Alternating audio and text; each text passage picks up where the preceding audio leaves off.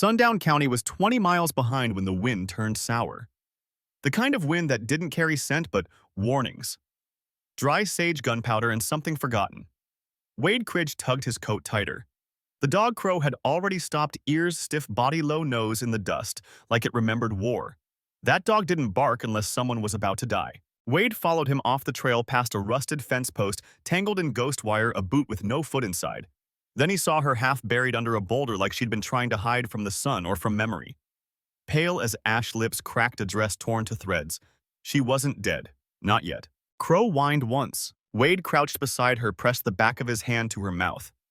Paper-thin breath. Alive. He poured water to her lips. She swallowed, choked. Dust coughed up from inside like she'd breathed in silence too long. "You got a name?" he asked, voice low. Her lips moved barely. "Don't know. Don't remember or don't want to." She blinked but said nothing. Wade looked at Crow. The dog stared back like he understood something the man didn't. She tried to stand, failed, collapsed again. Wade lifted her into the saddle without another word. She didn't weigh more than a rifle. Her arm flopped over his like dead weight, but there was something etched in her skin, a circular burn. Not a brand, a symbol. He didn't speak of it, not yet. Not until the fire came back to her eyes. Not until she said, "You should have left me." And he said Crow didn't. This is just the beginning of a story born from dust blood and the kind of promises carved into bone. Subscribe to Maple Frontier Stories for more stories that ride deeper than bullets. The shack creaked in the wind like it remembered pain. Wade laid her down on the cot, not gently, but not without care either. The dog Crow circled once, then dropped to the floor beside her, his eyes never leaving her face. Her breath rattled like torn paper, thin and stubborn. She hadn't spoken again since the trail, not since he'd found her broken and curled in dust like she'd tried to disappear from the world. Wade poured water between her cracked lips. She swallowed once, then coughed like it hurt to be alive. Then her body convulsed. She lurched upright with a gasp, arms flailing, eyes wide and green like moss after fire.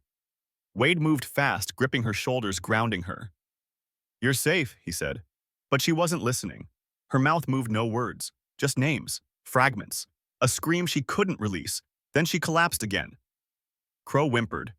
Wade crouched, peeled back her torn sleeve, and saw it again, the burn. A circular brand on her inner wrist. Not an accident, not tribal. A symbol. He'd seen it before, years ago, on a letter sealed for a marriage that never happened, to a girl he'd never met. A promise traded between men over land and silence. Her name had been Ruth Vexley, but this girl. She was nearly lost to bones and dirt. And still something in her fought to live. When she opened her eyes the next morning, her voice was barely wind. "Why didn't you leave me?" Wade didn't blink. "Crow found you." She stared at the dog, then at him. "You'd done wrong before." He met her gaze. "Plenty." She didn't smile, but her fingers stopped trembling. That was the moment everything shifted. A cowboy who thought he'd buried the past, a woman who shouldn't have survived, and a dog who knew better than both of them. This wasn't just a rescue. It was a reckoning waiting to be named. If stories like these stir something in you, subscribe, hit the like, and share with someone who still believes justice rides in dust. This is Wild West Tales, where ghosts of the past ride with open eyes. By the third day, she was sitting up, though her eyes stayed hollow. Wade didn't ask questions. He just worked patching the roof with old timber, fetching water from the creek. When he noticed the way she shivered at dusk, he took off his coat and draped it over her shoulders without a word. She flinched at first, then held it close like it still remembered warmth. Crow brought her a rabbit once, dropped it at her feet like an offering. She didn't touch it, but she whispered something soft to the dog when she thought Wade wasn't listening. She didn't ask for food, so Wade left a plate near the cot each night, jerky hard bread apples from a tree he thought was long dead. Some mornings the plate was empty, others untouched. He never asked why. It wasn't until the sixth night, when rain hammered the shack's tin roof like drums of memory, that she spoke again. Just 2 words. "Thank you."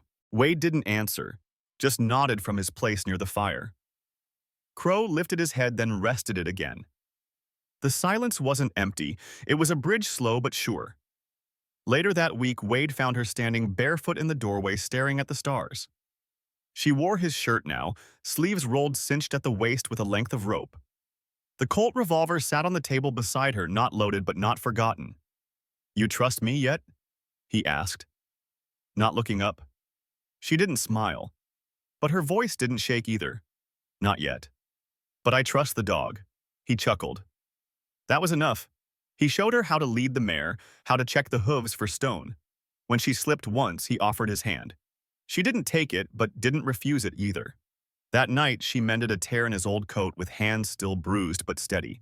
Trust wasn't given in full. It came like spring in the desert, one silent bloom at a time. It wasn't until the 12th night that she let the silence break. The rain had gone. A stillness hung in the shack like it didn't dare move. Crow lay curled near the hearth, his ears twitching at distant sounds no one else could hear. Wade was carving a piece of cedar by the window, hands, steady mind quieter than it used to be. Ruth sat cross-legged on the cot, staring at the floorboards like they held the truth. In her lap she held a piece of torn cloth blue, once now gray with dust and blood. "My mother made this," she said. Wade didn't speak, but he paused the knife. Ruth's voice was so soft it felt like a secret sneaking past her ribs.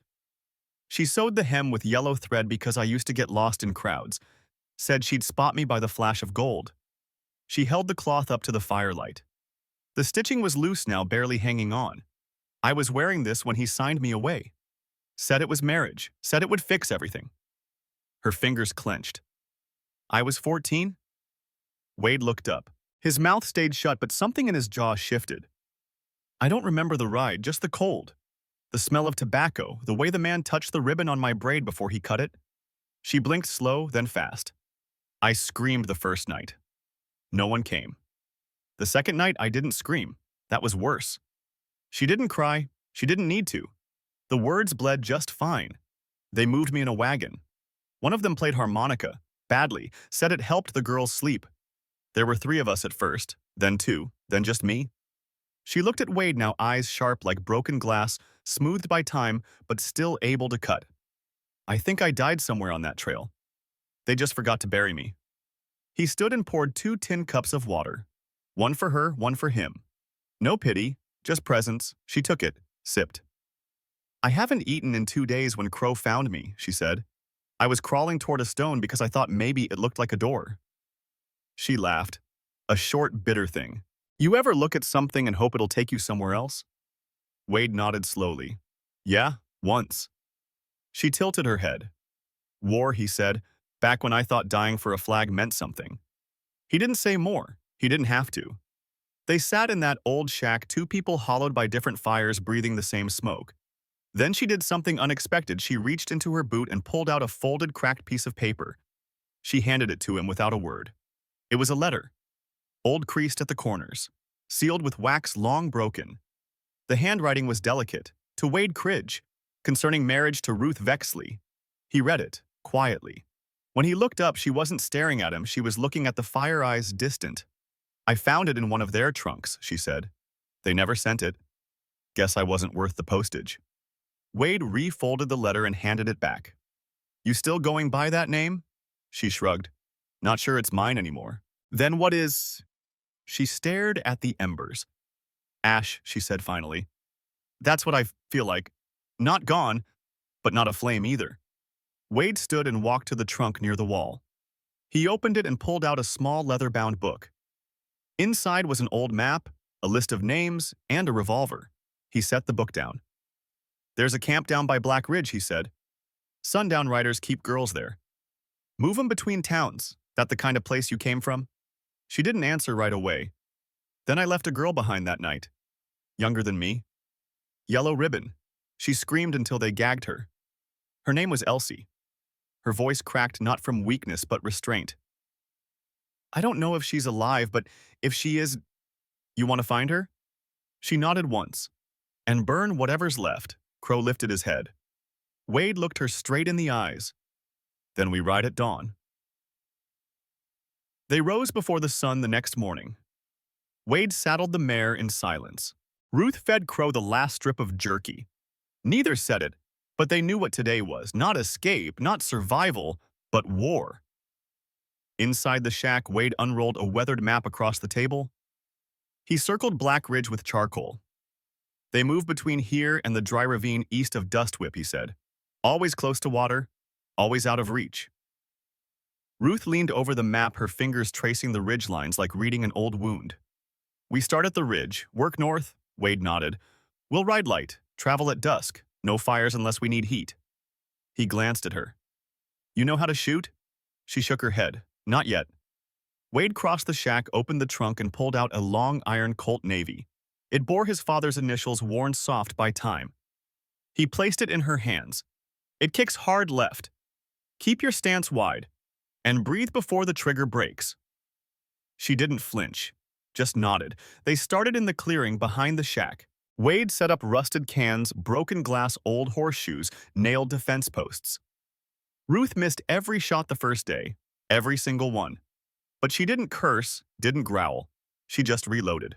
Quiet, focused, determined. Crow lay in the tall grass, head on paws, eyes never leaving her. By the fourth day, she split a tin can in half.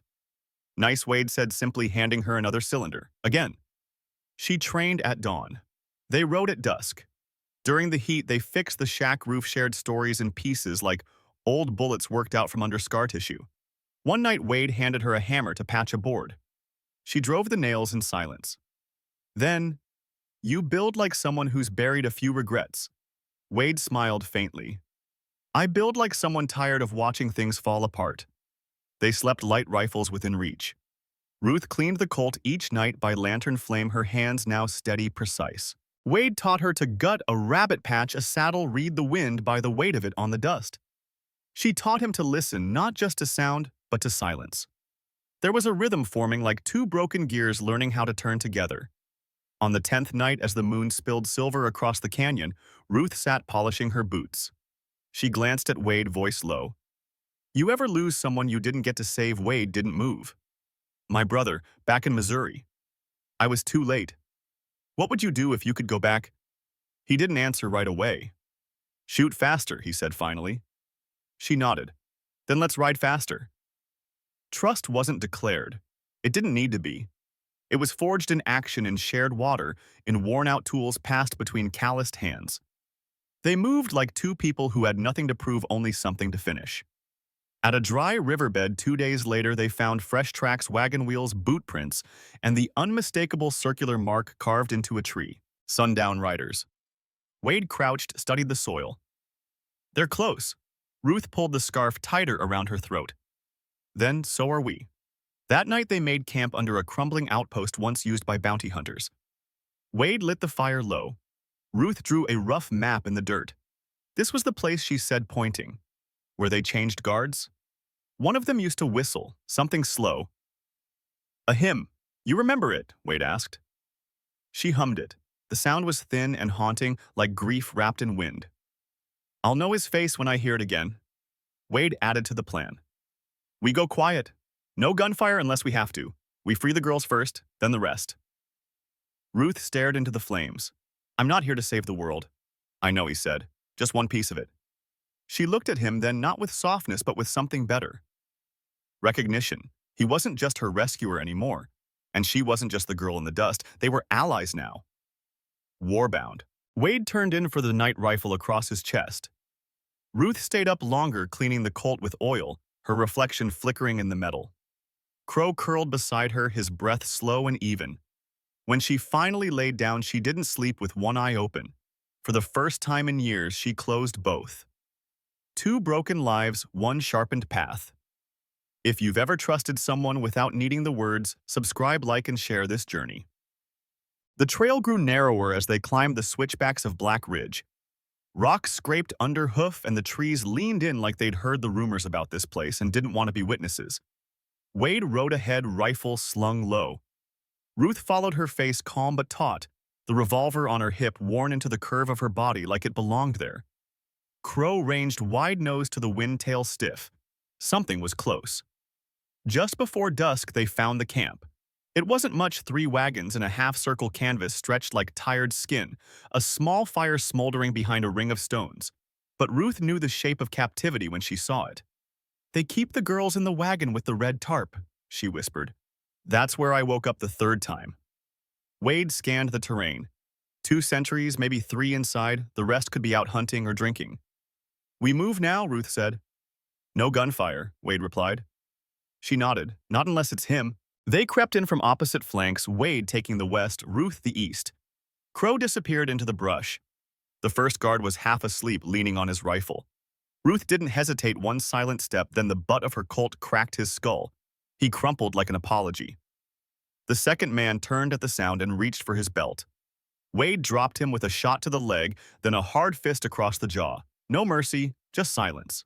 Ruth rushed to the red-tarped wagon. She pulled the flap aside and inside 3 girls, one barely 10. The others maybe 15, hollow-eyed, mute with fear. It's over, Ruth whispered.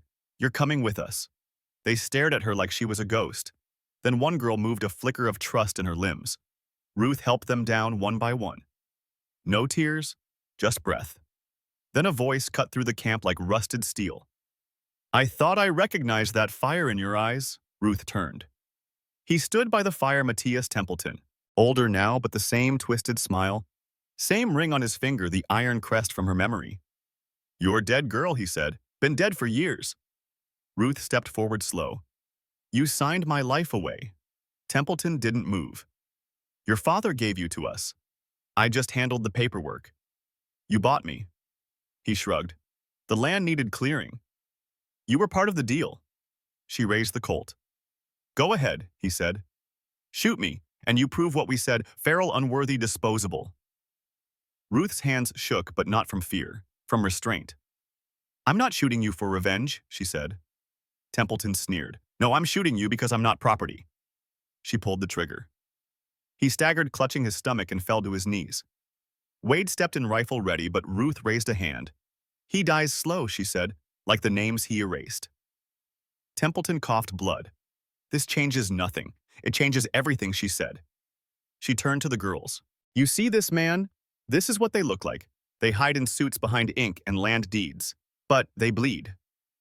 One of the girls stepped closer. She picked up a stone. Her hand didn't shake. Ruth looked at Wade. Burn it all. By the time the fire took the last wagon, the sun had dipped below the ridge. Smoke curled into the dark like a hymn. Ruth stood watching, eyes dry. The Colt lowered. Wade came to her side. You did it. No, she said, we did. Crow barked once. They buried the bodies shallow because deep graves were for the innocent. The girls slept under stars that night, not chains. In the morning, one of them, Elsie, woke with her head on Ruth's lap. You came back, she whispered. I never left, Ruth replied. They rode toward Hollow Creek with slow purpose. Ruth didn't ride behind anymore. She rode beside. Equal. Unbound. At the cabin, Wade rebuilt the porch. Ruth taught Elsie to shoot tin cans with calm precision. Crow aged beside the hearth, muzzle graying, but always alert. They started leaving marks on trees and dirt on doors, circles with a line through them. Not brands, signals. Signs that someone had survived here. That someone was watching. That someone would come. Hollow Creek didn't appear on most maps, and that was just fine. Wade patched the porch first, replaced the rotten boards, hammered down the nails, so the wood no longer groaned under tired feet. Ruth hung a rusted horseshoe above the door, not for luck, but to remind them they'd already lived through the worst. Elsie planted beans behind the shack with fingers that still trembled when it rained. But she planted anyway, one row at a time. They didn't speak much those first mornings. The silence wasn't heavy, it was healing. Ruth baked bread before sunrise, her sleeves rolled flour on her cheek like war paint turned gentle. The smell drifted across the dry field and made the world feel less sharp. She didn't sing, but sometimes she hummed. Wade built a fence around the corral with Elsie's help. She held the planks while he hammered, steadying each one like it mattered. Because it did. Every nail was a line drawn between then and now. Crow, older now, limped a little but still made his rounds. He slept beside the hearth, one ear twitching at every night wind. Ruth sewed him a new collar from soft leather. Didn't say why, just did it. They didn't call themselves a family. That word felt too clean, too far. But when a traveler passed through with news of raids in the south, Wade stood at the door with his rifle. Ruth didn't ask if he was going. She handed him a map and packed jerky into a cloth pouch. Elsie pressed a yellow ribbon into his hand. You'll come back, she said. I will. Wade nodded. And he did. When he returned weeks later, Ruth had painted the shutters. Elsie had grown an inch and outshot the scarecrow twice. At dusk, they sat on the porch together watching the horizon. No grand words, no promises, just presence. And when Ruth reached down, rested her hand briefly over Wade's calloused, it wasn't about love. It was about belonging. Son, some stories don't end with fireworks. They end with a door that finally locks. A dog curled up in peace. A girl planting beans where a grave might have been. If this quiet after the storm gave you hope, subscribe, like, and share this story. Because here at Wild West, tales, even the broken, build again.